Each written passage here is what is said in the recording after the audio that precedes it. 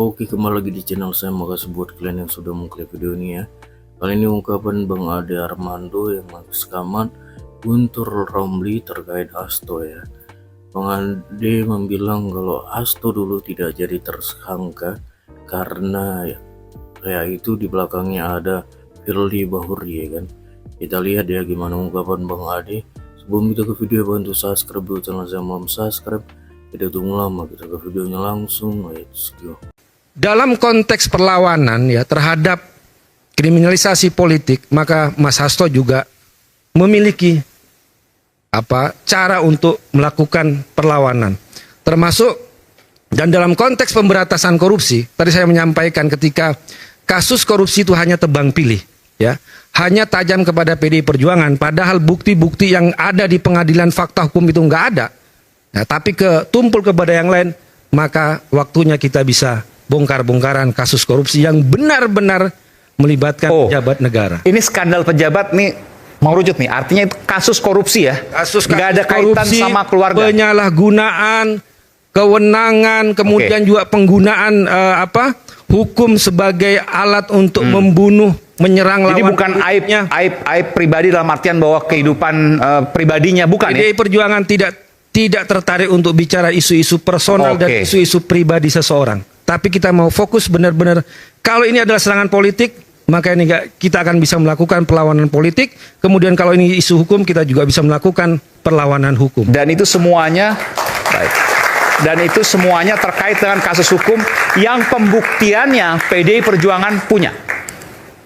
Bukti-bukti itu ada di Mas Hasto.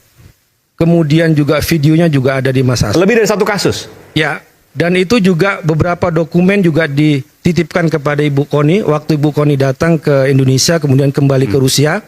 Karena pengalaman ketika Mas Hasto dipanggil oleh KPK sebagai saksi, ya ternyata juga di situ ada stafnya yang namanya Mas Kusnadi juga dikriminalisasi, diancam, diperiksa dengan mengelabui, dirampas barang-barangnya tanpa ada yang namanya surat penyelidikan terhadap Mas Kusnadi.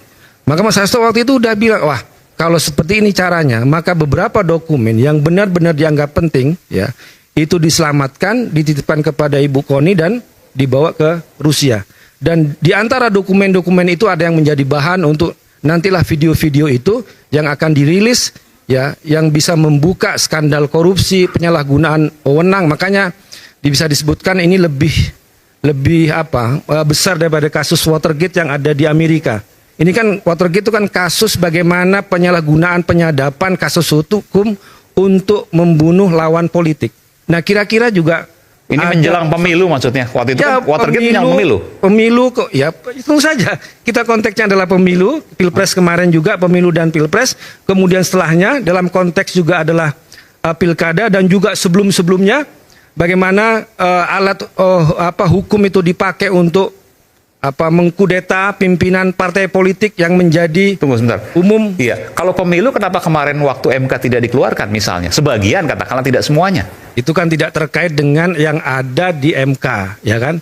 Ya, ini kan terkait dengan hal-hal yang lebih besar dari situ, ya Mas ya. Bukan soal MK yang ada di bukti-bukti itu bukan kasus pemilunya ya, tapi bagaimana kekuasaan dan sebagainya itu dipakai untuk pemenangan misalnya. Itu juga akan nanti muncul itu Mas. Maka dia ada mau sampaikan sesuatu. Jadi ada berapa kasus kalau disebutkan? Lebih dari satu kasus pasti? Iya pasti lebih dari 5 kasus? Ya 5 kasus lebih itu. Lebih dari 5 kasus bahkan, ini luar biasa ini. Videonya puluhan. Mas Adi ada mau sampaikan sesuatu? Nanti ini akan ditayangkan di channelnya Refli Harun. Anda percaya dengan itu? Anda nggak percaya? Lah, kalau itu dinyatakan oleh Mas Hasto sendiri, oleh Bu Koni, oleh sekarang Guntur Romli, ya saya harus percaya dong. Kan orang yang mengatakannya adalah orang yang mengatakan kami punya bukti-bukti tersebut. Kami sudah buat video-video tersebut. Justru saya sebagai warga negara dan saya rasa kita semua, bahkan penonton televisi, itu mau menunggu sekarang. Itu adalah sebuah informasi yang sangat penting. Bahkan Bu Koni kan menyebutnya sebagai bom waktu akan meledak. Ya saya kan nggak punya urusan sama orang-orang yang tadi akan diangkat oleh Mas Hasto dan Bu Koni ini kan, maksud saya gini, yang korup kan bukan kita, bukan Anda, bukan kita semua di sini. Yang korup saya nggak tahu siapa, karena belum disebut. Ya, tapi taruhlah dia bilang ada pejabat-pejabat selama ini yang skandal-skandalnya itu akan diungkapkan. Ya bagus dong. Memang pertanyaan saya adalah seperti Anda tadi ya. Bukannya seharusnya disampaikan lebih awal. Kalau memang Anda udah punya bukti-bukti korupsi, kenapa baru sekarang? Ya, kalau ini terjadinya misalnya bukan tahun 2024, tapi 2023, 2022, ya diungkapkanlah. Mestinya semua indikasi korupsi itu dibongkar. Saya kasih contoh nih, kenapa misalnya sekarang kita tadi dikatakan KPK tiba-tiba sprint nih isu Harun Masiku. Saya duga ini ada kaitannya kan selama 4 tahun, koreksi saya kalau saya salah nih KPK ya. Selama 4 tahun sebetulnya KPK ingin membongkar itu, tapi nggak bisa. Saya duga ya. Saya duga ini antara lain ada kaitannya dengan mantan ketua KPK yang bernama Firly Bahuri. Ya, saya duga. Dia udah bersalah kan, dia mundur. Diberhentikan ya. Oh, dia tersangka sekarang. Jadi ini selama 4 tahun, teman-teman KPK itu ingin segera membongkarnya. Karena mereka merasa punya informasi yang cukup. Bahwa something terribly wrong terjadi nih dalam kasus Harun Masiku. Dan sejak tahun 2020, lagi-lagi koreksi saya kalau salah. Memang nama Hasto sudah disebut. Apakah sebagai tersangka, apakah terlibat, apakah pemeran, saya nggak tahu ya. Cuman sudah bahkan jadi maksudnya waktu itu diintervensi oleh PDI Perjuangan. Tapi tadi disebutkan. Saya nggak bilang ada intervensi dari PDIP. Ada kecurigaan ke sana. Tapi tadi disebutkan. Saya tidak ya. Logikanya maksud juga tadi disebutkan. Kalau seandainya Mas Hasto sebagai sekjen pada waktu itu yang berkuasa, ya kan? Pada waktu kan 5 tahun lalu sebelum pemerintah sekarang berkuasa, nggak akan ada kasus Harun Masiku itu gimana penjelasannya? Setuju, saya cuma mau bilang bahwa dalam 4 tahun tersebut dari tahun 2020 sampai 2024 ya pasti ada pihak-pihak yang dengan sengaja mencegah jangan sampai ini terbongkar.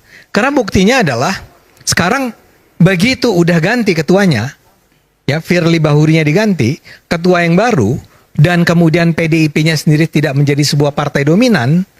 Ya, tiba-tiba sprint. Dan itu menurut saya ya biasa-biasa aja.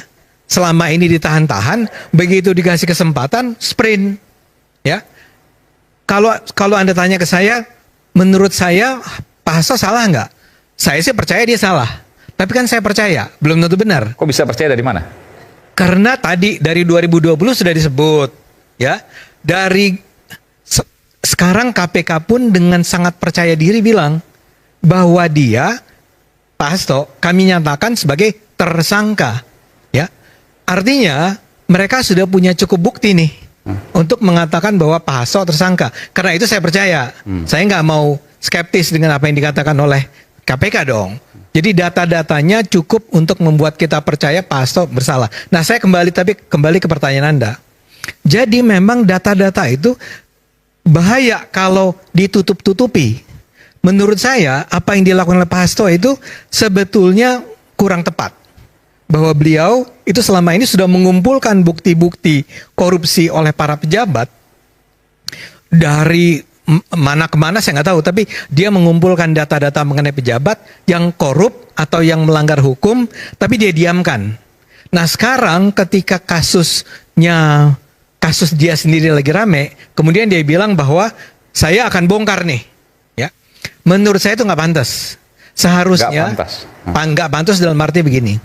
Kalau Anda memang punya data-data itu yang sangat kuat, yang seperti bom waktu, yang akan mengguncangkan Indonesia, ya, artinya itu adalah informasi-informasi besar, bukan informasi yang receh-receh, bukan informasi yang nggak penting.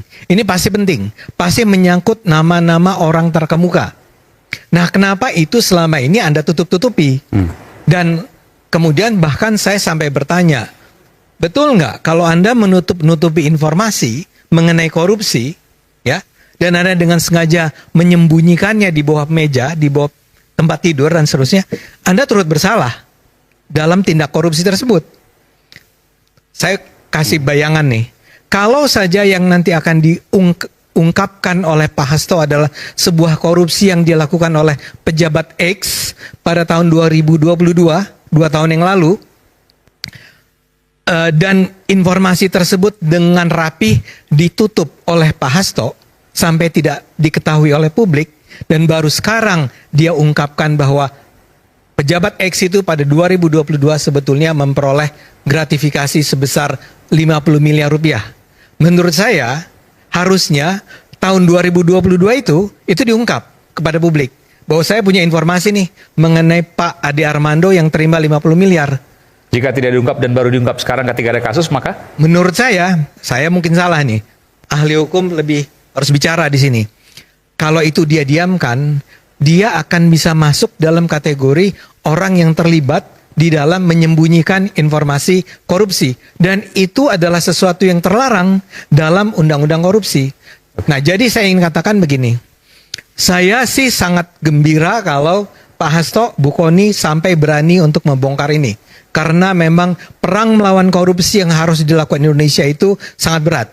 Jadi kalau ada orang-orang yang berani membongkar, maka kita akan menemukan, oh si Pak ini ternyata korup, si Pak ini ternyata korup, partai ini ternyata korup. Ya. Maka itu akan menimbulkan pengetahuan publik tentang betapa buruknya korupsi dan bisa menimbulkan efek jerah buat siapapun yang ingin melakukan korupsi di Indonesia. Jadi saya sih termasuk orang yang menunggu sekali nih, tolong dong Pak Hasto segera umumkan kepada publik. Tolong dong buka Bu Kony, jangan ditutup-tutup.